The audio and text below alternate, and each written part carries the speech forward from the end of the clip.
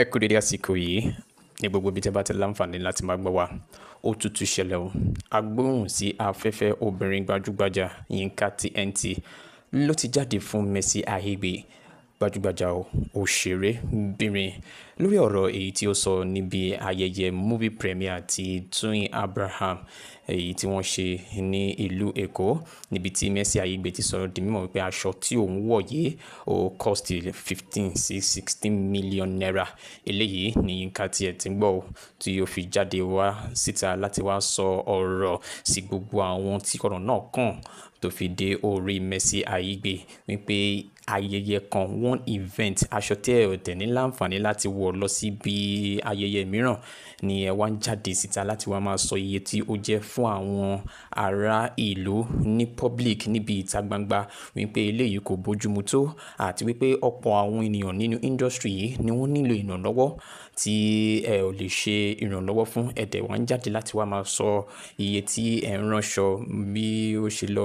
Ó ní gbogbo eléyìí kò yẹ kó máa rí bẹ́ẹ̀. Owó tó yẹ kẹ́ fi ṣe ìrànlọ́wọ́ fún àwọn ẹkẹgbẹ́ yín kó di wípé wọ́n ràn wọ́n lọ́wọ́ kan tó máa jáde kí gbogbo èèyàn tó máa fún wọn ní owó. Wọ́n ní eléyìí kọ́ ni ó yẹ kí ó tọ́ sí industry yẹn. Ẹ wo Yinka tiẹ̀ ti sọ̀rọ̀ púpọ̀. Mo dẹ̀ lérò wípé ọ̀rọ̀ yìí kò dùn mọ́ àwọn èèyàn kan nínú, ó dẹ̀ dùn mọ́ àwọn èèyàn kan nínú. Ẹnu ọlọ́fà láti gbọ́ mọ́ta. You know I've stood up for you several times, and if need be, I will do it again and again. Be that as it may, that wouldn't stop me from speaking the truth. I would say nothing. I'm a truth sayer, and I mince no word when it comes to... I'm very, very brutal with the truth, and that is what I'm going to say today. I have issues and I have problems with what you mentioned in your interview. You said Orasho for 16 million for just an event, and probably you're not going to wear this costume again, because I'll call it a costume. Only with the caravan, it cost any 16 million. You're saying this coming from the industry that will later bring people to the public for help. Coming from the industry, you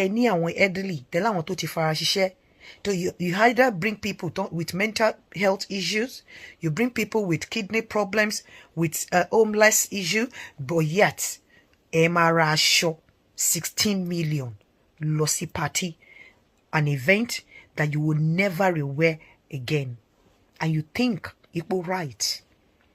As long as that you choose, beti shunye bata gbọ́dọ̀ fọwọ́ bò jẹ. Ẹni tí ṣu ẹ bá ta tí ò ní fọwọ́ bò jẹ á jẹ́ ẹni tó jẹ́ wípé nígbà tí ó from the industry tó bá ti need the help, àwọn ní padà wá bá àwọn tẹ́ fi ṣu yín spite tẹ́ fọwọ́ bò jẹ pé kí wọ́n wá help yín. Because most of these people in the public, tí wọ́n dá owó fún yín, cannot even afford to buy a 10,000 naira aṣọ láti wọ̀ lọ sí party. Some of them are ra aṣọ party nítorí pé wọ́n fẹ́ lọ mú oúnjẹ táwọn family wọn máa jẹ nílé ní party yẹn. But ẹ̀yin á ra aṣọ with abandoned impunity. You come and display your recklessness. You come and display your luxury. Ẹ máa wà spiteful, because insult upon injury ni. Ẹ wá display to the same people that you will come back from the same industry. Ó lè má jẹ́ wọ, ó lè má jẹ́ àwọn kan, but I'm using you as a point of contact. I'm using you as a case study. Either you like it or not, you are from that same industry that bring people to the public for help. And irú ìwọ tó wash off 16 million, mẹ́ta ni ìwọ ní kọ́kọ́ ló ń ṣe. Ẹ̀yin mẹ́ta lè mú arúgbó mẹ́ta láàrin yín kẹ́ face wọn láàrin ọdún kan. Because henceforth, I'm going to be on Kunle as Afford and Eniola Garamola máa wà lórí case wọn. Anytime tí bá ti rí pé wọ́n wá síta, as much as you cannot be modest, as much as you cannot be discreet with your recklessness and luxurious life, you know, I will continue to come out to speak out. Tó bá ti wá béèrè owó fún àwọn èèyàn nínú yín. Otherwise, you keep that problem. Keep ẹ sínú yín. Kẹ́yìn tẹ́ ń raṣọ 60 million, 20 million yìí, kẹ́ máa dá owó fún àwọn tó bá ní problem ní society yín. I mean, nínú industry yín. I could come out kí n dẹ̀ sọ wípé mo ra gold ní 50 million. Yes, I can say it because I will never come out to beg for people to give me money or ẹni tó bá wà ní kákọ̀sí mi kó wá máa béèrè owó or kí wá béèrè owó fáwọn ọmọ mi. So mo lè wá síta kí ní okay mo ra aṣọ 20 million, mo ra gold 100 million.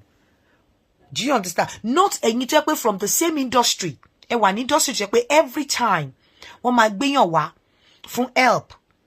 Tó jẹ́ wípé nígbà míì gan owó tí general public bá dá ó lè má tó owó bàtà tẹ́ claim pé ń wá. Tó bá wá jẹ́ pé fake life ni, you stop it.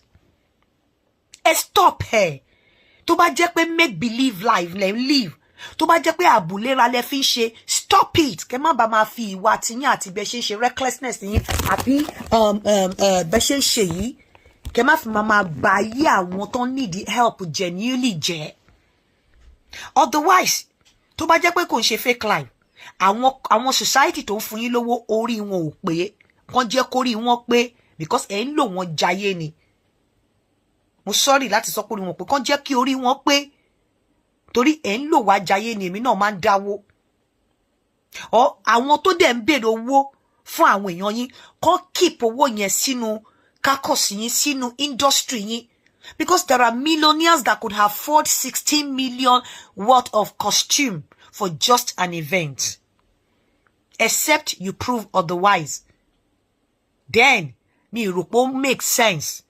Mi rò pé mo rò pé wà commonsensical kí àwọn èèyàn máa dá owó fún yín nínú society from the same industry mọ́. Tó bá jẹ́ fake life ni, ẹ lọ stop ẹ, or kẹ́ lọ minimize ẹ. Kẹ́ lọ ṣe risk assessment wípé intẹ́yìn ṣe your fakeness ó máa cause ẹlòmíì ní realness wọn. Yes. Kẹ́ lọ túṣe.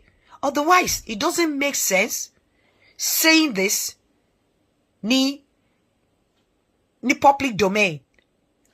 Létí àwọn tí wọ́n ń tọrọ owó fún tó jẹ́ pé the same industry tó ti ń tọrọ owó fún yàn lẹ́yìn kan tí ń wọṣọ 16 million, 20 million.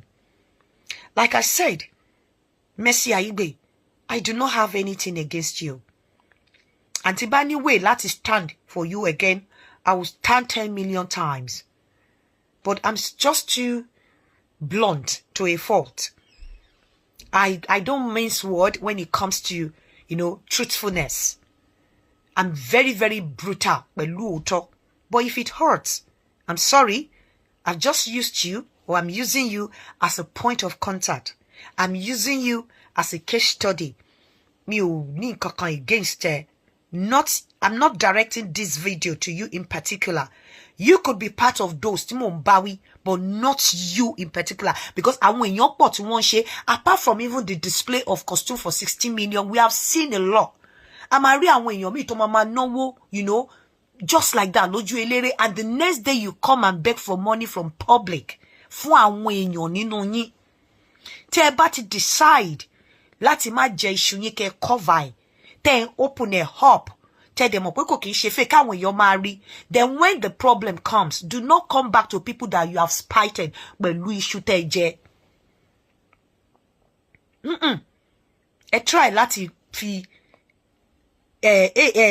help yẹn sínú ara yín, lágbo yín, nínú industry yín. Kò yẹ kó máa bọ́ síta fún àwa tá lè afford aṣọ 10,000 against ẹ̀yin tẹ́ ń raṣọ 20 million tẹ́lẹ̀ tí wọ́n ń tọrọ owó. Ẹ ti di àgbà lọ́wọ́ mẹ́rin baálẹ̀ jòǹtolo nìyẹn. And tó bá dẹ̀ wá jẹ́ fake life, please normalize fakeness yín. I mean, it's not yeah, mo lè sọ bẹ́ẹ̀ wípé kẹ́ try láti redress ẹ̀. Tó bá jẹ́ pé fake life, bóyá kẹ́ reduce ẹ̀, redress ẹ̀. Fake life is abnormal, so do something that is normal. Ṣó ti yé yín? Mi ò wá against anybody. I have just come to say the truth, and I know majority will buy into this idea.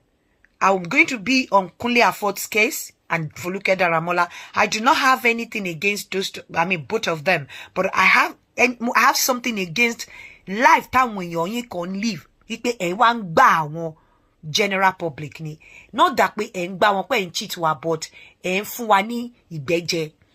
Ẹ̀ ń sọ pé stupid with the kind of life tẹ́ ń live. Tẹ̀dẹ̀ tí wá fi ń gbá wa lójú. Ẹ̀dẹ̀ tí wá máa sọ. Ẹ̀dẹ̀ tí wá máa tọrọ owó. Please. Tó bá jẹ́ fake life, change your ways. Otherwise, a lot of people máa wọ problem o. Wọ́n wọ problem o. Tí ó bá wá kí n ṣe fake life, ẹ keep àwọn problems yín. Wọ́n ní mental problem, wọ́n ní kidney, wọ́n nílé, wọ́n nílé. Ẹ keep ẹ sáàrin industry yín torí ẹ̀yin wọ̀nyí tẹ̀lé ráṣọ 60 million. Ẹ tó gbangba sùn lọ́yẹ. Ẹ̀yin tá à ń rí tẹ̀ ná bails lójú eléré. Ẹ tó gbangba sùn lọ́yẹ. Ẹ̀yin tá à ń rí tẹ̀ ń jam new cars worth of 200 million and stores. Ẹ tó gbangba sùn lọ́yẹ. Ẹ yé lu àwa society, àwa public, ẹ yé pa wá jayé. Ẹ gbàjọyà gbà lọ́wọ́ Mary baálẹ̀ Jòǹtóló. Ẹ káàárọ̀.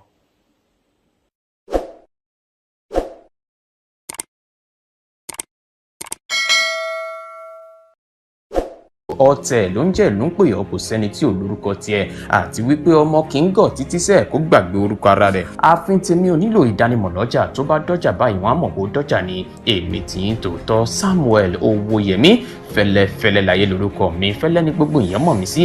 èmi náà kọ́, Ọlọ́run ọba òkè ló fún mi ṣe ní gbogbo ìgbà.